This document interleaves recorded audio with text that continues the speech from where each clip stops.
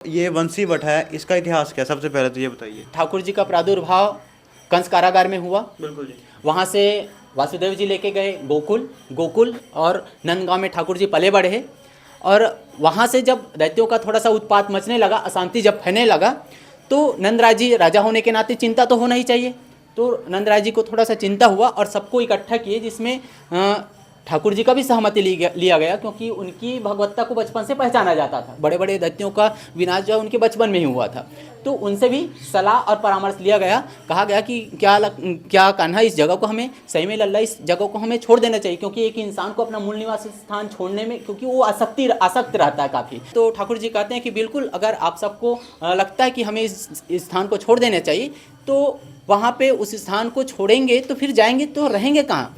तो हम, ठाकुर जी का कहना है कि हम ऐसे जगह में रहेंगे जहाँ सुख शांति हो। और ऐसा कहाँ हो सकता है? सिर्फ वन में हो सकता है। तो वनों में आपका निधि वन, बेल वन, ताल वन, भद्र वन, और वनों में श्रेष्ठ वृंदावन।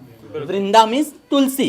किसी संत ने वृंदावन को बड़ा अच्छा परिभाषित किया है। तो ठाकुर जी वृंदावन वास करते थे। गोपियाँ जब शिकायतें करती हैं मैया यशोदा के पास कि आपका लल्ला जो है माखन मिश्री हमारा चोरी करते हैं, हम लोगों को तंग करते हैं, ऐसे करके, उनका एक भाव ही है गोपियों का, क्योंकि गोपियाँ कोई साधारण गोपियाँ थी नहीं, वो उच्च कोटि के महान तपस्वी थे। त्रेता युग के सभी महान उच्च कोटि के संत थे, है ना, जो प्रभु श्री रामचंद्र जी के सौंदर्य मुख को देख के मंत्रमुग्ध हुए थे। यहाँ पे अगासुर का वध, प्रलंबासुर का वध, दावा, नलपान, मनभोज, महारास यहाँ की लीलाएं हैं कि ठाकुर जी बाल अवस्था में पूरे दिन भर का समय वंशीवट में व्यतीत करते थे। ठाकुर जी ने पहली बार भी बांसुरी वंशीवट में ही धारण किया था। कहते हैं ना, वंशीवट तट निकट यमुना से आमने मुरलीधरी वंशी की धुन सुन लोक मोहे श्री कृष्ण राजत मधुपुरी। बोलते हैं वो यही की बातें हैं। वृंदावन वास करते थे, अपने बाल सखाओं श्री दामा, तनसुखा, मनसुखा, मधुमंगा सबके साथ यहाँ गाय चराने आया करते थे। तो गोचारण के दौरान इस वट वृक्ष के नीचे बैठ के कभी कभी भोजन प्रसादी भी पा लिया करते थे। गाय जब दूर चली जाती थी तो उनको बुलाने के लिए, गोपियों को रिझाने के लिए इस वट वृक्ष के ऊपर बैठ के ठाकुर जी बांसुरी बजाया करते थे,